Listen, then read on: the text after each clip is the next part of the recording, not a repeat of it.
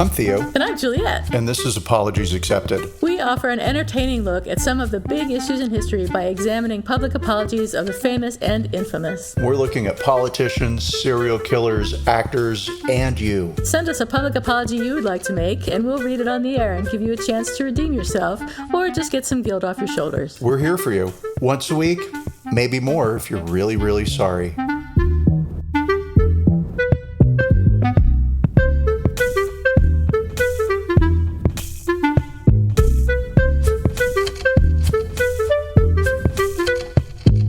Hi, everybody. It's Apologies Accepted, the podcast. Yay. And I'm not Theo.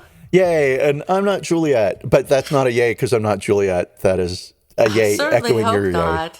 yay. I would do such a better job of being you than you're doing. You probably would. I would do a very weird job of being you. Well, hi. Right. I can't even imagine.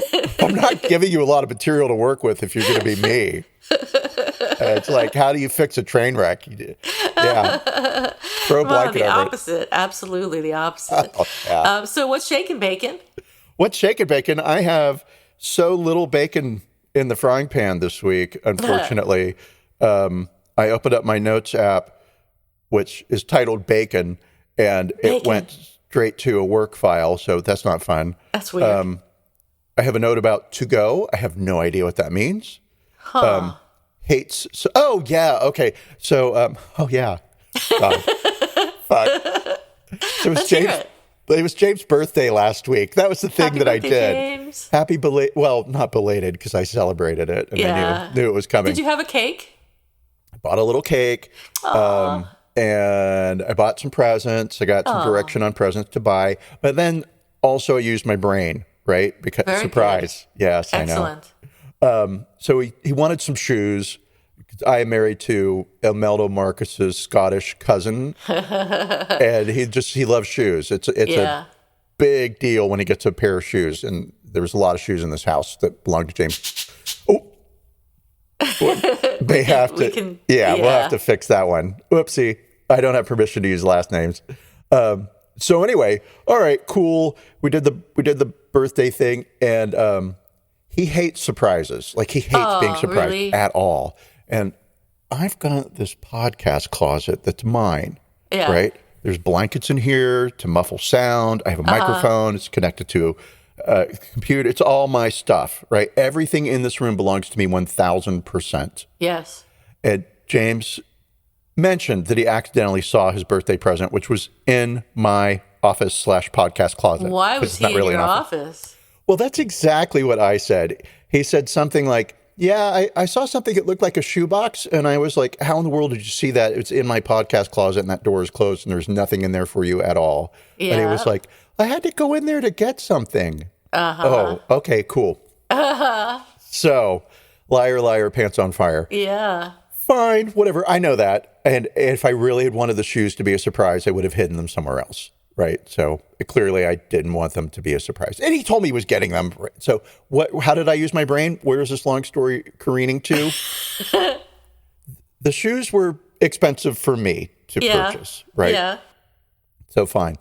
And because he's British and he likes some British foods that aren't available in the States, every now and then I will order something that gets shipped over from the UK, right? By like, whatever, you order something on Amazon and it's coming from the UK and it takes 6 weeks to get here. So a long time ago, I ordered these potato chips that they don't sell them in the States. Oh. And I got like 30 bags. They're like travel size bags or whatever, right? Uh-huh.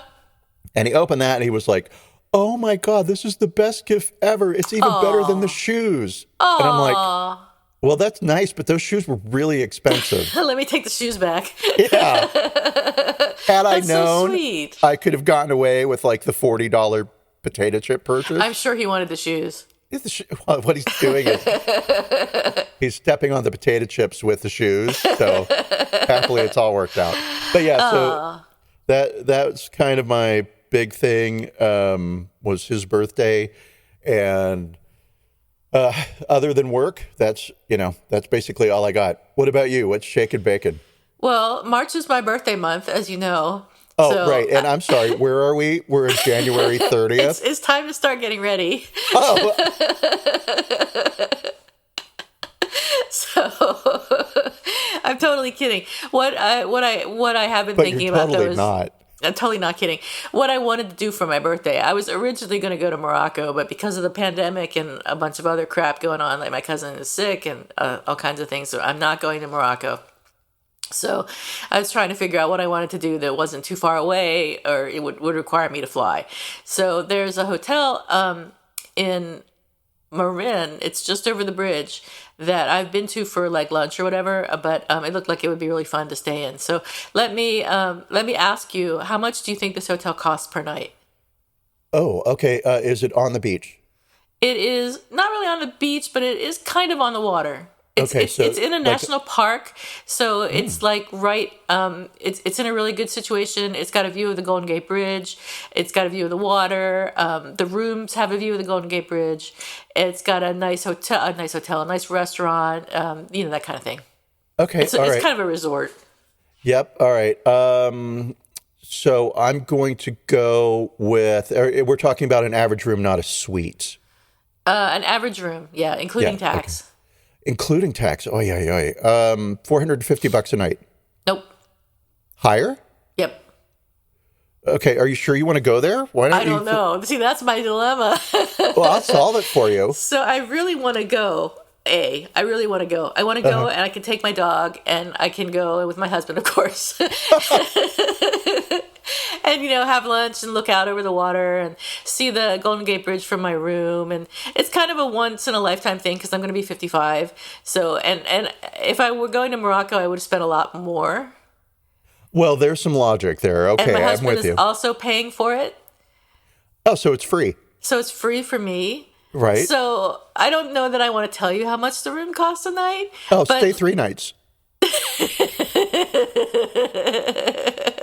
Let's just say that this has been what's been on my mind lately, and I've gone over and over in my head with my husband, like, do I really want to do this? And he's like, yeah, fine, I'll pay for it. I'm like, but wait, but this is how much it costs. No, fine, no problem. And I'm like, but, and then at first I was like, well, do I want to get the cheap rate, which is like $150 less a night, so that I can get a refund if I need to, or do I want to get the refundable rate, which is much more expensive, not much more, but more expensive, so that I can get a refund? And I had to go over that with him, and so it's been this whole big production about what we're going to do and how we're going to do it, and blah blah blah blah blah. And I finally decided, okay, and I gave him the information, and he made the reservations, and we're going to go, unless we cancel. Did you go with? Okay, so you went with the refundable rate. Refundable, yeah. I always recommend go unless you're talking like several hundreds of dollars worth of difference.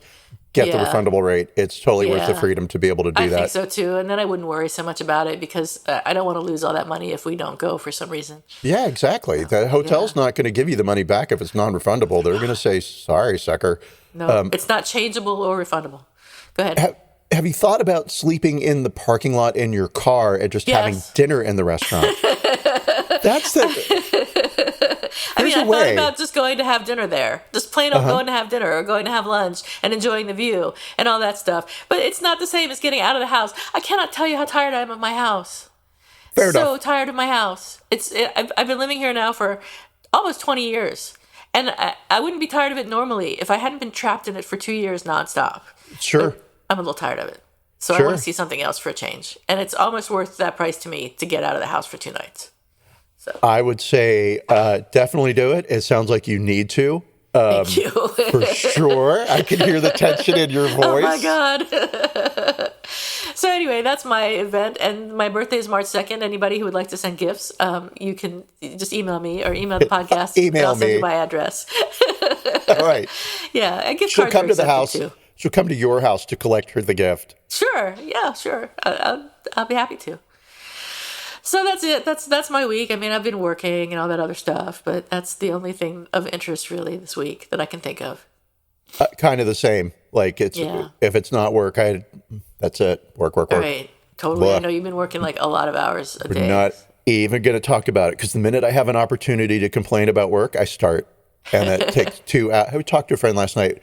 I was reorganizing our bedroom closet. And I had gone to IKEA to buy a bookcase that I was going to stick sweaters on. Right? Yeah. So I did all that.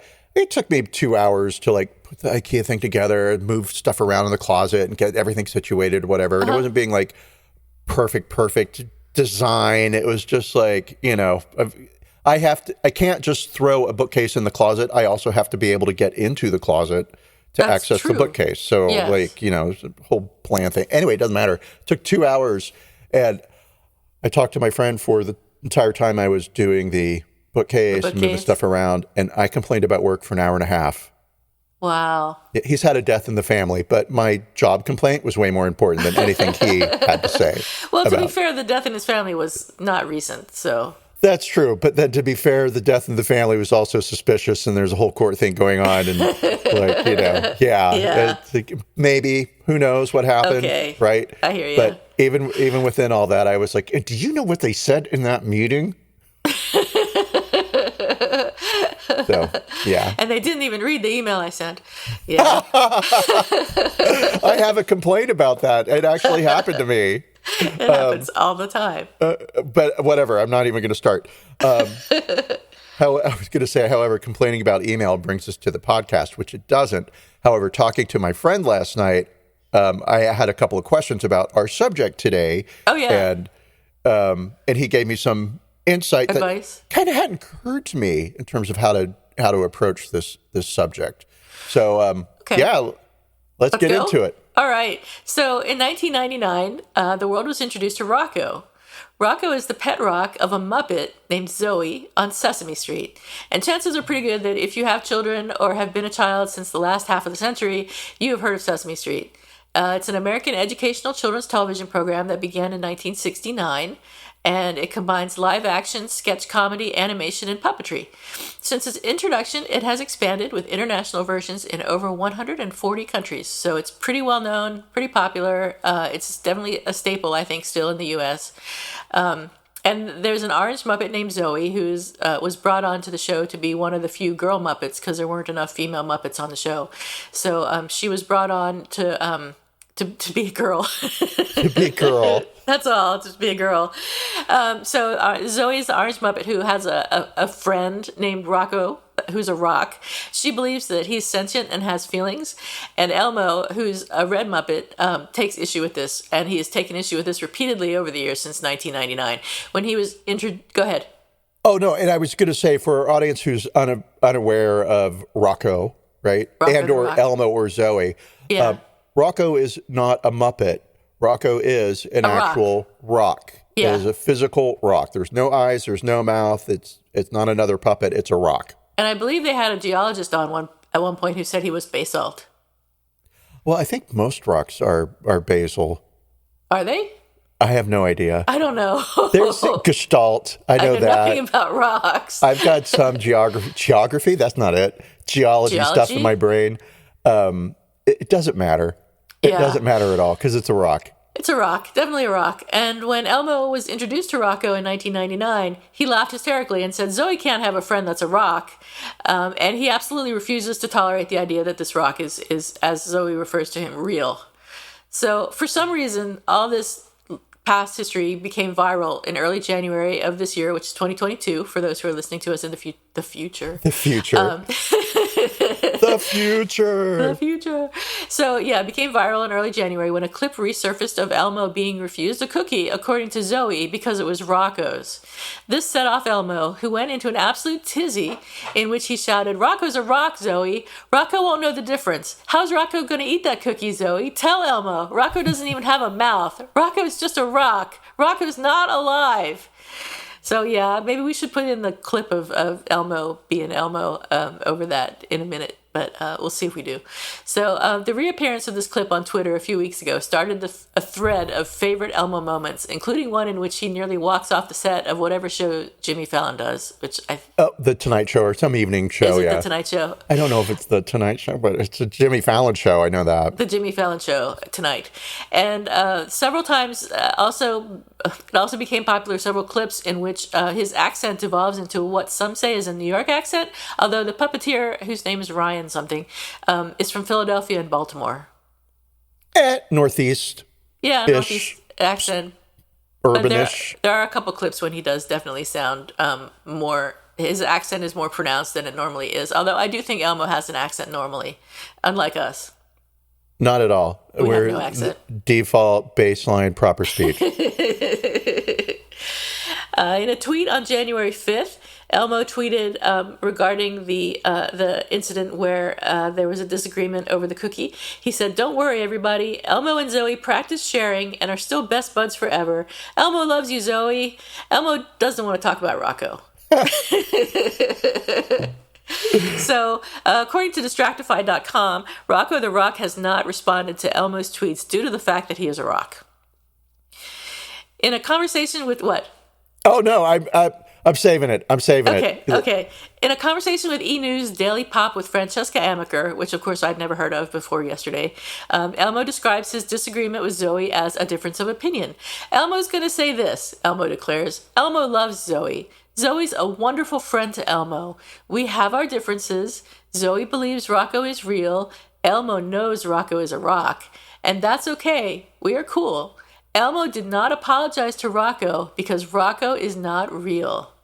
When Francesco says that Rocco has feelings that could be hurt by this, Elmo retorts, "See, this is the sticking point, Francesca. He does not have feelings because he is a rock." At this point, Elmo visibly calms himself down and says, "It's a difference of opinion." So Elmo is doing some very good self-soothing techniques in that clip.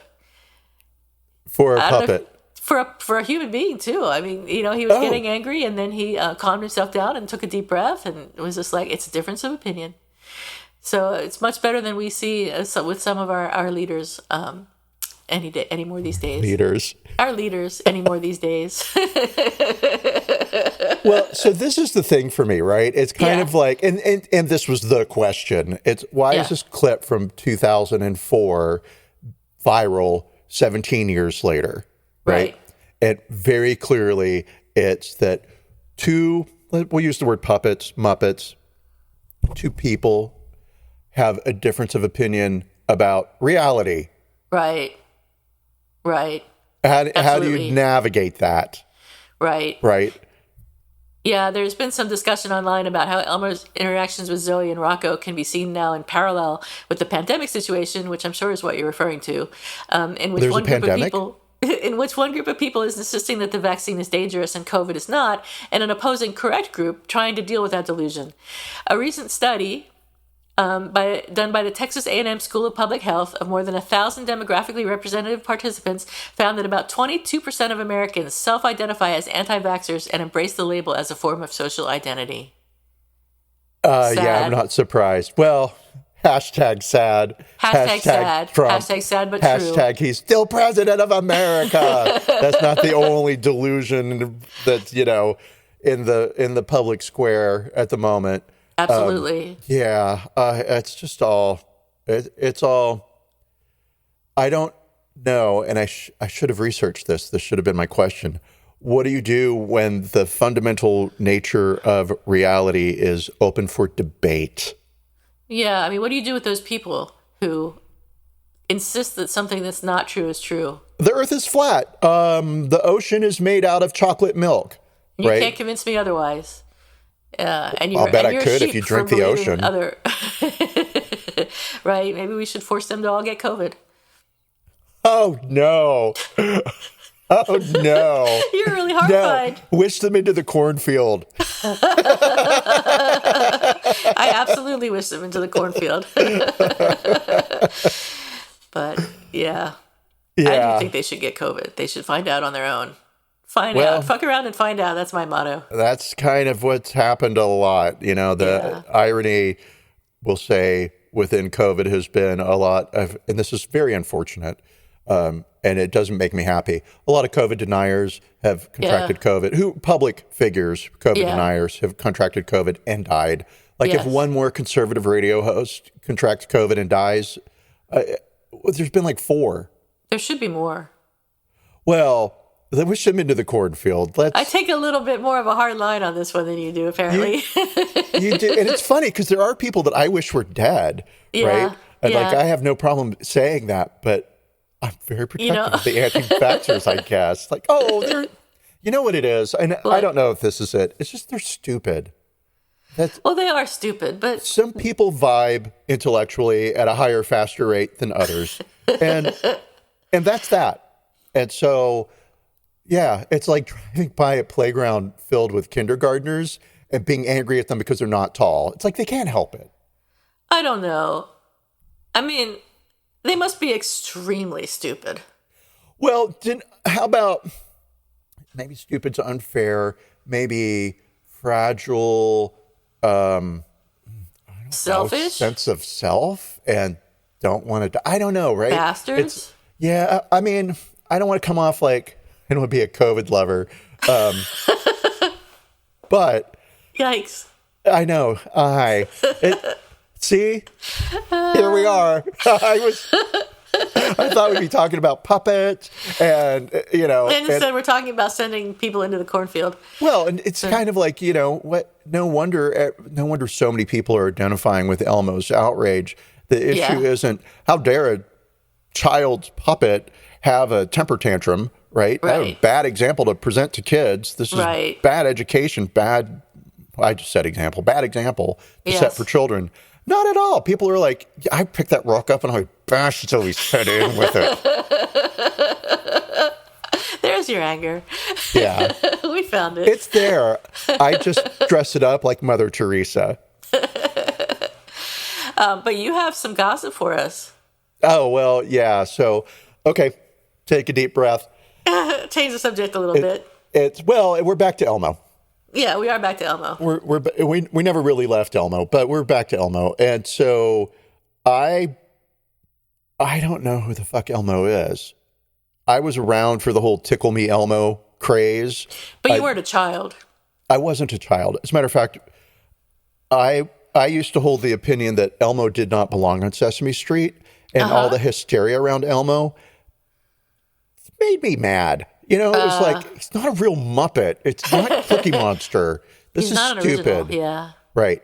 And it's not that I didn't get it, but it was like, I didn't care. It wasn't real. And then the Tickle Me Elmo doll took off, and it was a whole thing one Christmas, and my niece really wanted it. And like, it was just I see. So much. And it was like, this is a fake Muppet. This isn't real. Yeah. And so when we said, oh, let's do Elmo and the Rock, because that'll be silly and fun and, whatever. And there's some stuff in there we could talk about, nature of reality and what does it mean to be a real friend and put up with your friend's delusions and all that kind of stuff. I was like, where did Elmo come from? Get ready for an emotional roller coaster that I went on this morning that had me in tears until I remembered a thing that happened in 2012. Okay.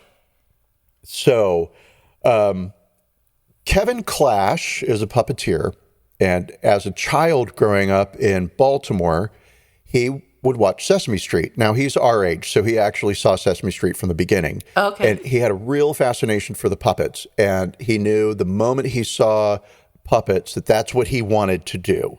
Now, he had a very nice family, probably socioeconomically a working class neighborhood in Baltimore, but not terrible, not like a really super rough place, but not the best place. They lived just off of a river that was off of a factory, and the river was polluted and it smelled. Oh, no. But he had friends and they could run around on the street and have fun, and there were trees to climb and stuff like that. So cool, right? Okay. Challenging, but also idyllic, normal childhood. Why am I going into this so far? I don't know, except that I want to say that he didn't come from the sort of environment where things would be handed to him. Okay. And being a puppeteer was probably the oddest thing this kid could have come up with, right? Astronaut, sure. Maybe unlikely, but okay, yeah, sure. Puppeteer. Yeah, you don't meet a lot of people who want to be puppeteers. Not at all. And so he would watch Sesame Street, and he learned how to make puppets on his own. And his story is he went into his parents' bedroom closet, and he grabbed a black furry coat and cut it up, and he made a puppet out of it. And then realized what he had done and that he was going to get in trouble. But instead of getting in trouble, because his parents still have the puppet to this day, and it looks like something that came right off of Sesame Street. His parents said, next time, just ask us, and we'll help you. And so they ended up supporting his wish, his dream. Yeah. And he started putting on puppet shows around the neighborhood, and then that grew into going and performing at schools. As a kid, as a 12-year-old, he's like Wow. at his elementary school putting on a puppet show, right? Wow. Great. And then at one of his puppet shows when he was about 17 years old, a man came up to him, and it sounds like the story's going to go to one place, but I'm going to take you to a happy place. A man came up to him and said, "Hey, you're really good with those puppets. I want to make an inappropriate joke right now, but I'm not going to." "Hey, you're really good with those puppets. What can they do?" No, that's not what the man said at all. Good. The man turned out to be a children's TV presenter on Channel 2 in Baltimore, and said, "We're starting a new kids show. I need somebody who can do puppets. You're great. Why don't you come down and audition?" And so he did, and he got this job. And that job led to a stint on Captain Kangaroo after a couple of years. Yep. Oh, yeah. So he was on Captain Kangaroo as a puppeteer, but also as a live action actor. He would come in on the set sometimes. And during this phase of his life, he also got to meet a guy named Kermit. Sound familiar? Yes. Not the frog, but I think it's like Kermit Keller. I forget the guy's last name. Okay. Who worked for Jim Henson of the Muppets fame, right? Sure. And Kermit took Kevin under his wing and showed him how you make puppets, taught him some of the techniques that puppeteers use, some of the psychology for getting inside of the puppet's head and making it feel alive. So great. Lucky Kevin. And then I'll skip over a bunch of stuff. He eventually ended up working for Jim Henson as a Muppeteer. He was called by Jim Henson and asked to work on a film. I think it was Dark Crystal. It was Dark Crystal, which is like one of the first Muppet movies to come out. And Kevin really wanted to because working for Jim Henson was the thing. If you're a puppeteer, this is like, it doesn't get any better than this. But a movie has an end date, and then you're not employed anymore. And he had 2 gigs on TV shows. And so Kermit Keller, his mentor, who worked for the Henson Muppet Company, said, "You know, you've got 2 paying gigs. You shouldn't quit for a movie. I get it. So Kevin had to let it go. And then a couple of months later, he lost both gigs. Oh, man. They both shows canceled. And that sucks. Yeah, it totally sucks. But then eventually he got hired by Henson to do, again, it doesn't matter what it was, a Muppet movie. It's in my Labyrinth. That was the one. And then from there, he got a gig on Sesame Street. And cool. And so he's working Sesame Street. This was his dream as a kid, right? If he could have crawled through the TV set, I'm quoting him, and lived on Sesame Street, that's what he would have done, right? In his neighborhood, the kids made fun of him for playing with puppets when he was like 12 to 17. It wasn't cool. Even though he would go and entertain the kids, they would then make fun of him afterwards. Right. Yeah. Sure. And so he's working for Henson on Sesame Street, and there was a red puppet. Didn't really have a name. They called it Red Puppet. Sometimes they called it Baby Red. And different puppeteers would use the puppet. It was just a general monster. You know, sometimes you would have like 5 monsters that sing. So one day, a puppeteer had been working Little Red or Baby Red or whatever the name was, and said, "I can't do anything with this." And he tossed it to Kevin Clash and said, "Can you do it? I'm done." Right? And Kevin picked it up, and Elmo was born. Elmo was born almost in that instant, right?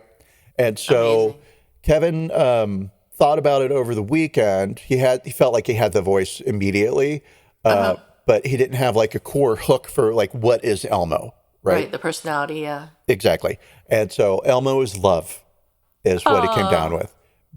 Or what he came up with. He didn't come down with it. So dumb. So anyway, here he decides that Elmo is about love because he'd observed that children hug each other. I mean, little kids, right? Yeah. And they're just open and they're just loving and so wonderful. And so Elmo's about love. And so Elmo took off because a lot of the Muppets are instructional and they are about teaching, whereas Elmo actually is a child. And so kids identify with it. They were doing Elmo. They had a couple of skits, and the crew would laugh, and they enjoyed it. But they didn't realize how big he was until, and this is where I cried, until Kevin got called into a meeting from the director and said, "Hi, there's a little girl who has a wish and she wants to meet Elmo." And Kevin was like, "Okay, well, I mean, that's nice." And they were like, No, she's from the Make-A-Wish Foundation. Wow. And her dying wish is she wants to meet Elmo.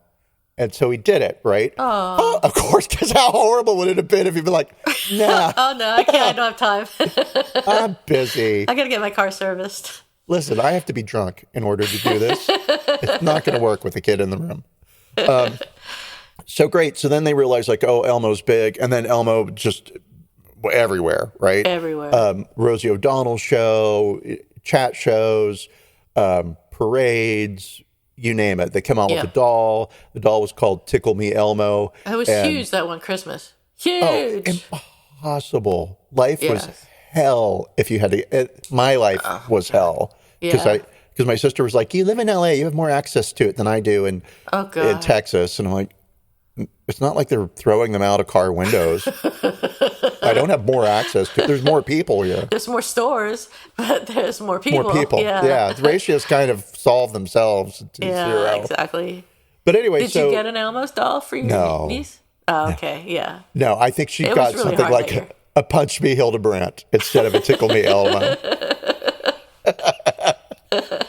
$5 Santee Alley. Angelinos, you'll know what I'm saying. So anyway, it's this place where you go to buy knockoffs. Okay. Right. So cool. So anyway, great. And then in 2005 or 2006, it doesn't matter the year, a documentarian was really intrigued by Kevin Clash's story. There are not a lot of black puppeteers in the world, right? And so, and just the story, the trajectory of going from such a working class background to actually achieving your goal, and not only achieving your goal, but being recognized within your industry as super talented. Kevin Clash had won daytime Emmy Awards. Great. So they did a documentary about him. It came out in 2011. It's called Being Elmo, and that's what I watched this morning. And I cried like 3 times, right? And yeah, it's about Kevin Clash. And quite honestly, Kevin Clash is Elmo. He not only created the Elmo personality, but he was Elmo. Wow. Right? Very kind of shy guy who comes alive behind the puppets, enjoys working with kids and entertaining them and being part of the magic and all those good things. And I was like, this is so great. Why do I think there's something about Elmo and Don't Tickle Me Elmo was running in my head. And I remember that was sort of a joke for a while. And so did a little more Googling. And then, so in 2012, about a year after the release of the movie, sexual molestation accusations were leveled at Kevin Clash from someone who claimed to have been 16 years old, a 16-year-old guy who had a relationship. So Kevin had been married for 17 years and got divorced and has a daughter, but at some point, living his truth quietly, right? Fine. So he was gay, but he wasn't like out about it and whatever, right? And I'll say this, other than Jim Henson, I can't name another puppeteer. So this is a guy who's performing at the peak of his game. And the charges were dismissed. They were found to be wasn't unsubstantiated. Unfounded, something, right? And I think it was an age thing. And the accuser withdrew the charges formally. However, 2 other guys came out and said, "Hey, this also happened to us, and we were this age." And those cases were also dismissed, but it was statute of limitations, nothing within the case itself. I don't know.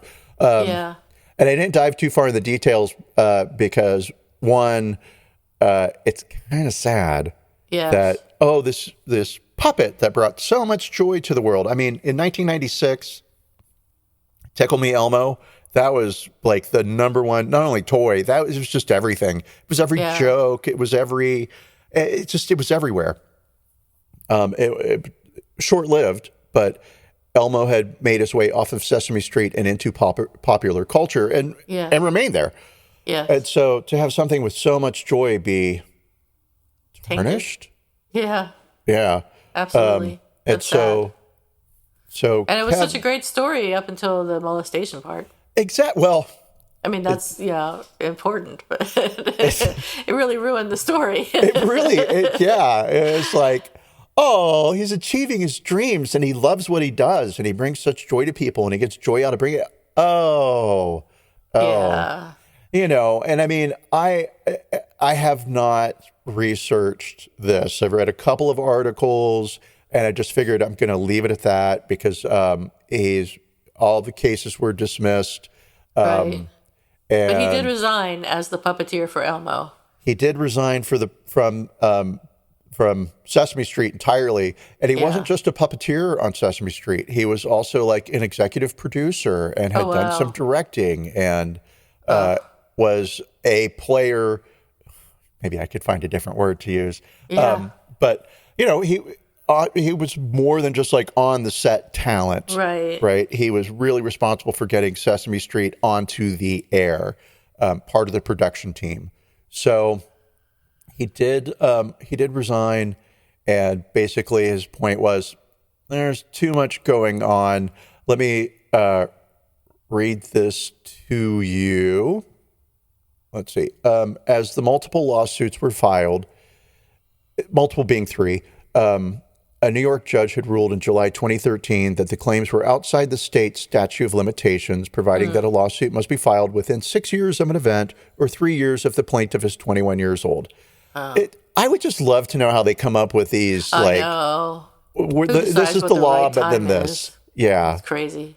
However, the 3 accusers had taken their cases to the U.S. Court of Appeals with claims that the psychological effects of their abuse weren't realized until 2012. Nevertheless, the cases were still dismissed. This didn't stop Kevin Clash from losing his career in 2012. Even before the rulings, he resigned from his job voicing Elmo, yet he still denied that he did anything wrong, saying that the relationships he had engaged in were with consenting adults. Sesame Street had originally made plans for Clash to come back to work, but then released a statement addressing his resignation. It read, Sesame Workshop's mission is to harness the educational power of media to help all children of the world overreach their highest potential. Kevin Clash has helped us achieve that mission for 28 years. Wow. None of us, especially Kevin, want anything to divert our attention from our focus on serving as a leading educational organization. Unfortunately, the controversy surrounding Kevin's personal life has become a distraction that none of us want, and he has concluded that he can no longer be effective in his job and has resigned from Sesame Street. This is a sad day for Sesame Street. In affirming the lower court's rulings, the appeals court said it considered all the plaintiff's arguments relevant to the accrual of their claims under the discovery rule and find them to be without merit, according to court documents. But I don't know what without merit means. Is it without merit because the cases were flimsy to begin with and substantial, or without merit because they were beyond the statute of limitations? Sesame Street's former Elmo puppeteer Kevin Clash, this is another article, will not be charged in any of the 3 sexual abuse lawsuits leveled at him. A New York judge ruled that the statute of limitations on the accusations has run out. Also, recall that one accuser recanted, with lawyers deeming the tie between the plaintiff and Clash a consensual relationship between adults. Clash's lawyer said that the Emmy winner is happy to put these spurious claims behind him so that Kevin can go about the business of reclaiming his personal life and his professional standing. And unfortunately that means, unfortunately for Kevin, that means not going back to Elmo at all. Yeah. But he is involved with Jim Henson Productions, and I don't quite know what he's doing there. I know he's done some acting as a puppeteer. He might be doing some behind-the-scenes stuff as well, but I didn't research any more into that because it just made me so sad. It was like, this story ended in a bad place, and I don't like it. Yeah. Yeah. So the guy who does Elmo now is also from Philadelphia and from Baltimore and Philadelphia, and is named Ryan, and that's all I know about him, except that he's been doing it for some time now. Since 2012. Yeah, since 2012. Sorry, I don't mean to laugh, but yeah, yeah, it's sad, and so that did also, because it was like, well, I mean, that's a story, right? But it's a typical. Let me rephrase that, because there are thousands of children's shows, right? Yeah. And it's not like every children's show presenter gets accused of molestation. Mm-hmm. But let's talk about two big ones who did. One of them was Pee Wee Herman. Yeah. Pee Wee Herman? Oh, Pee Wee Herman, yeah. But his wasn't molestation as much as it was. Wasn't molestation. Yeah. Pleasuring himself in an adult theater. Yeah. Apparently alone and without a puppet. Without a puppet involved. And then, which actually I do remember when all that broke. It was 1991. And it made me sad, because it was like, oh, P, really? P. Did you have to? I always hated Pee Wee Herman, so I was like, yeah. I knew there was something wrong with him. I loved Pee Wee Herman. I thought it was hysterically. It was the worst. There was a good movie that they came out with, the first one, but... the second one was bad, yeah, but the first one was good. Yeah. Pee-wee's Big Adventure. Something like that, yeah. Yeah, no, it was that exactly. Okay. Yeah, so Pee Wee Herman was not the best person, I guess. I mean, I don't know. I mean, doing that in a adult theater, I would not expect that to be that unusual. But no, there's adult theaters everywhere, and that happens nonstop. I guess, but I guess he got caught somehow, so... Well, it was a police raid, I believe. And that's I didn't research the details beyond, like, what year did that happen in? Because it was big news, and yeah, it was. There weren't. It ruined his career for a long time. Oh, yes, it did. Completely ruined his career. Yes, it did. And Pee Wee was as big as Elmo. Pee Wee's Playhouse was huge. Yeah. Yeah. But that's what happens when you work with kids. You got to be really careful. Oh, they're so sexy. How can you keep your hands off of them? Well, that's what happens when you work with kids. No, yeah, it's that thing of, like, when you're involved in, when you have a high profile, watch yourself. Right, yeah. Just watch yourself. Just be careful, exactly. You just got to be careful. Don't do that. Don't go to public theaters and do things that you shouldn't do. Yeah, it's a bad idea. Careful. I mean, I guess it's part of the thrill, but find your thrills elsewhere. There's got to be something else you can do that's just as exciting. Well, I don't know. Have you ever tried masturbating in a movie theater? Because I'm sure. I don't know. No. I'm not. Thanks. Well, I don't recommend it. Look what happened to Pee Wee. Yeah. Listen, lady, you've got to show you're responsible for. My career would have been ruined. Yeah. So, there was that. And then Jimmy Savile in the UK, whom I'm not familiar with the show, right? I was going to say, I don't know. I don't know him. But of course, why would I know him? But in the UK, that would be, I guess, the equivalent of, like, Mr. Rogers and Captain Kangaroo being accused of molesting children for I mean, I could totally see decades. Captain Kangaroo doing it, but not Mr. Rogers. No, that would be devastating. Oh, my God. I would have to rethink who I am as a person. He raised me. Yeah, absolutely. Yeah. Any good qualities I have come from Mr. Rogers. And exactly. And only Mr. Rogers. My mother had nothing to do with anything. I wanted her to marry Mr. Rogers so badly. And when that would have been great. She was in nursing school. They got invited to the set of Mr. Rogers' Neighborhood. No. Yeah, in Pittsburgh. And so she went and she got a signed Mr. Rogers photo. Oh my God. And brought it home for us. It's the story she told us, and I still believe, but it's occurring to me that she just could have gotten a hold of a photo and signed it. She could have. She could have. I mean, would she have done that? Did she need our worship that badly? No. But it sounds like something that Mr. Rogers would do, like invite nurses and nursing students to come to the show. So I'm with your mom. I think she probably did. It's probably real. Unlike that puppy that went to live on the farm. Right. I was just thinking about that. She is a proven liar, so there could be a thing here. Yeah. But yeah, we were convinced she was going to marry Mr. Rogers because he had signed a photograph. Oh, that's a shame that she didn't. It's a real shame. Yeah. But I mean, there you go. So that's kind of that for children's shows. And Well, thank God. I'm glad there aren't any more molesters in children's television. oh, there's so many. No, stop. You had to cut it off there. There were 10 that were listed, and some of them Holy felt shit. like a bit of a stretch, like Oh. Mr. Clown or something, and like Ohio or whatever. And it's like, all right, Wow. never Did you heard have of him. Captain Noah when you grew up? No. Okay, that was like a Philadelphia thing then, I guess. So we had Captain Kangaroo and Captain Noah, and then we had Mr. Rogers and Zoom and whatever the other shows were. Yeah. We There were a couple had more. The Electric Barney's- Company. Oh, I totally remember the Electric Company. Yeah. We had moved to North Carolina, and when we got home from 6th grade, 7th grade, Yeah. there was something on in the afternoon called Barney's Army, which was not even a cartoon. It was like a chalk drawing. Really? Yeah, but it was the lamest thing in the world. It's probably on funny. YouTube, but we watched it because that's what was on. That was what was on, right? You didn't have very many choices No, it was Barney's Army back then. or soap operas, the news, Probably, kind of it. yeah. So there we are. My childhood. Let's not go there. Yeah, don't want to ruin any of those sweet, precious memories. I don't want to find out that Barney wasn't a chalk drawing, that he was a real person who was just two-dimensional, who would.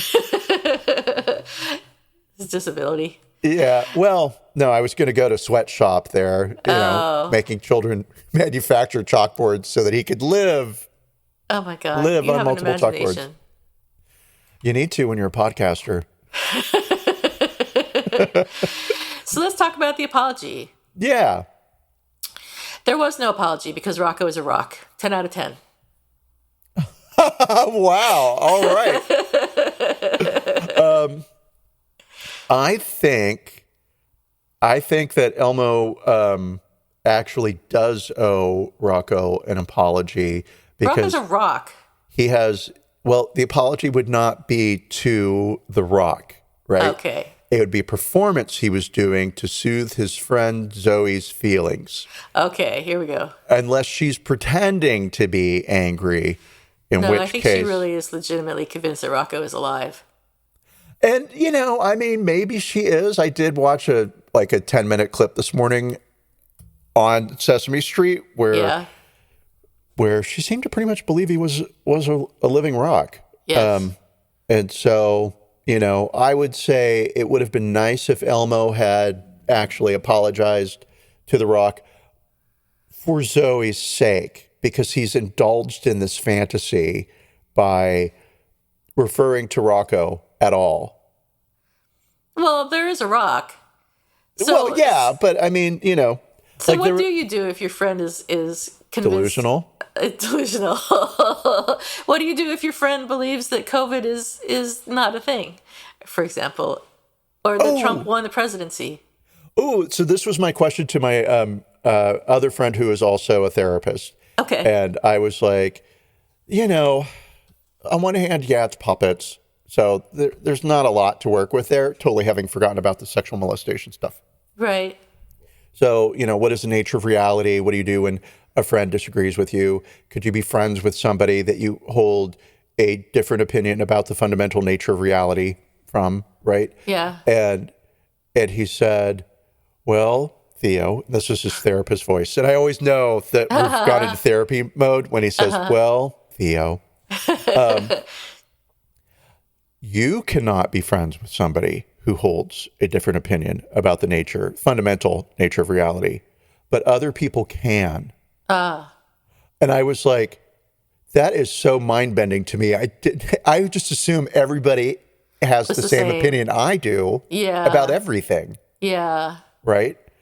And I've noticed that what he said to be true, that there are, in fact, people who don't have to agree with other people on the fundamental nature of reality, and it boggles my mind. How can you? I mean, maybe if their opinion was that the world was a great place and that everyone is good, and that's a difference from my understanding, but I could be okay with that. Sure. I'd be a little bit like, yeah, but okay. But most of the time when people are delusional, it's not in a good way.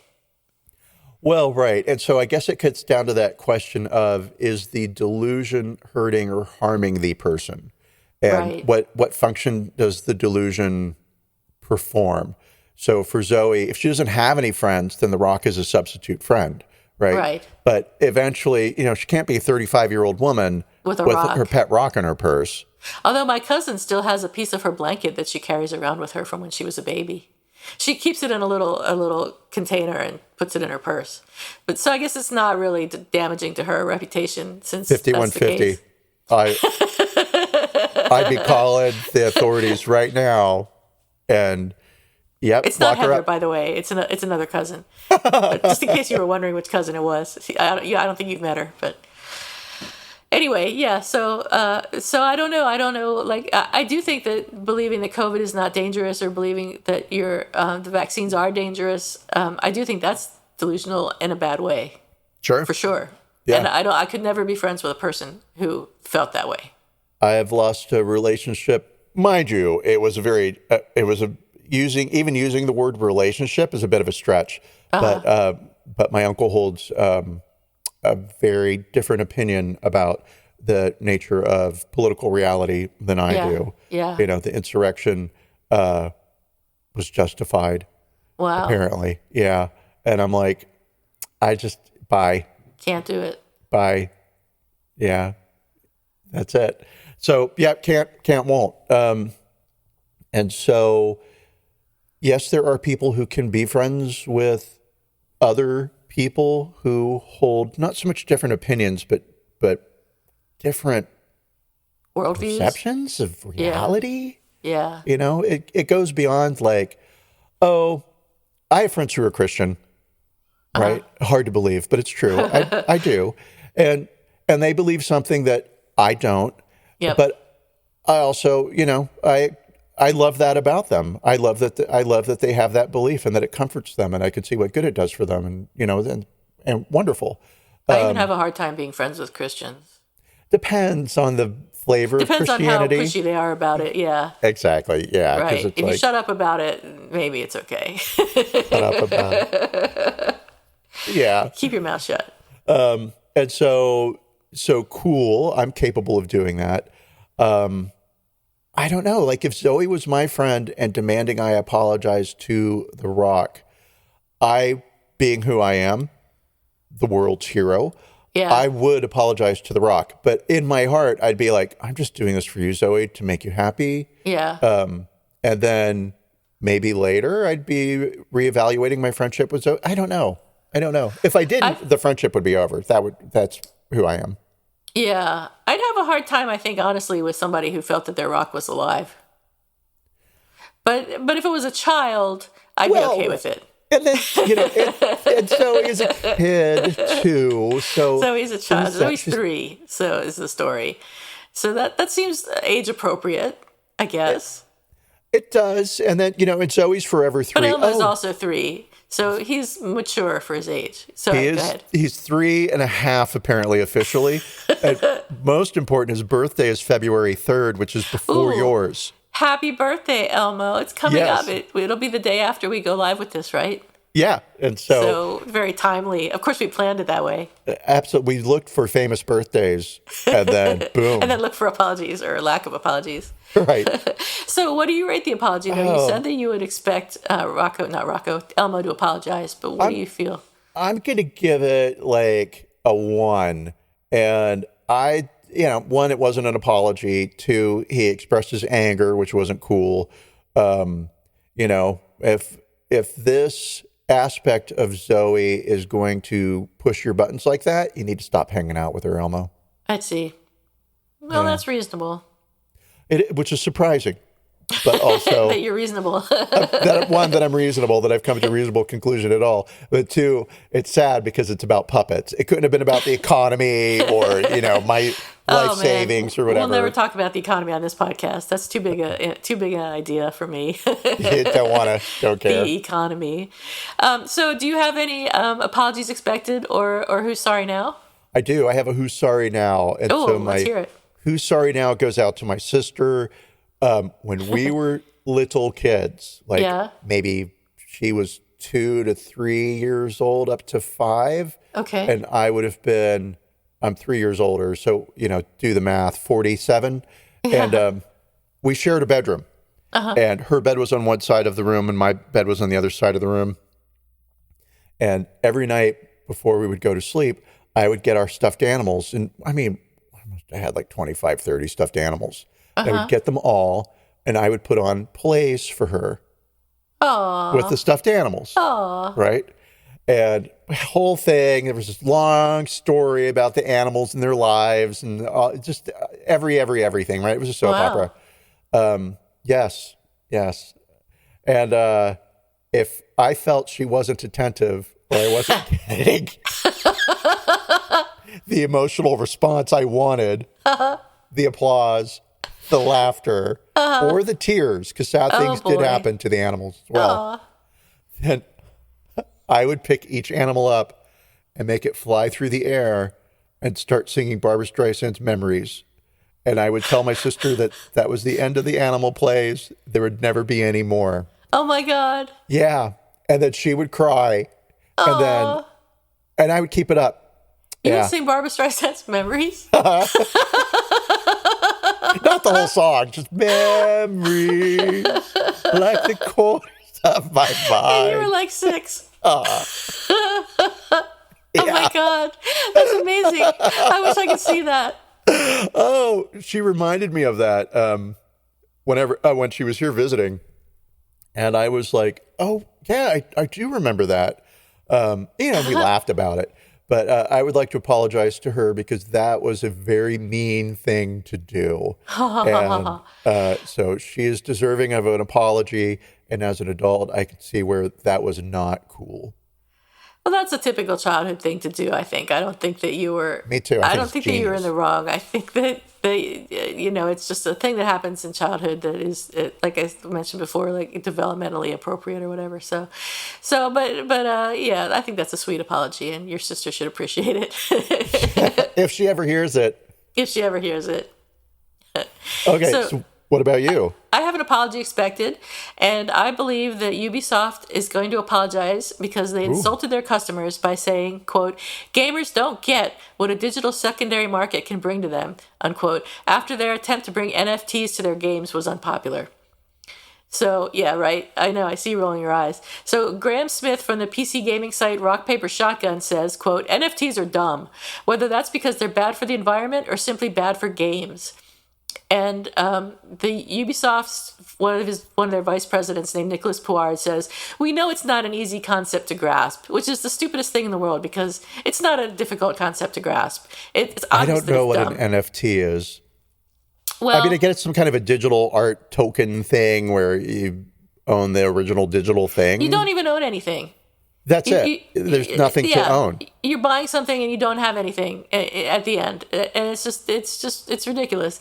And a report last month by Kotaku claimed that a number of the Ubisoft developers themselves are extremely unhappy with the company's decision to add NFTs to its game. One person wrote, "How can you look at private property, speculation, artificial scarcity, and egoism, then say, yes, this is good, I want that, let's put it in art?"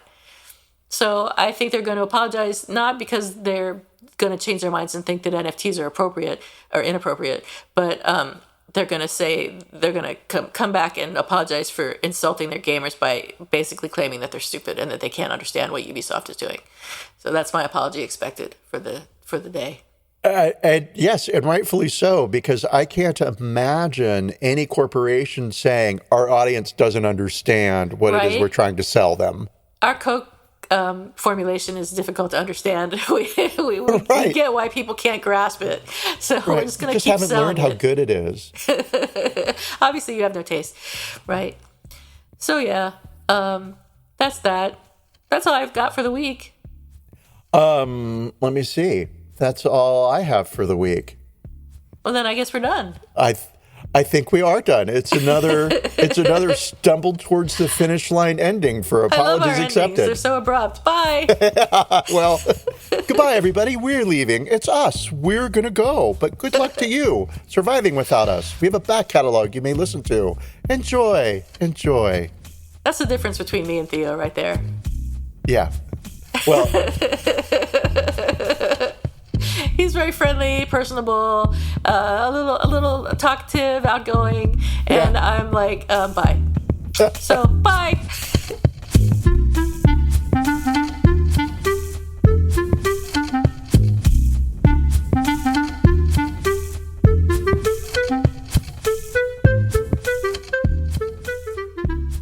Thank you for listening to Apologies Accepted, the podcast. you can find links to the articles and the sources in the show notes. To submit an apology or find out more, visit us at apologiesaccepted.net, where you can also find our merchandise. We're on Twitter at Apologies Accepted. And on Instagram at apologies.accepted. You can support our important work at Patreon/Apologies Accepted. And fuck Facebook. Bye.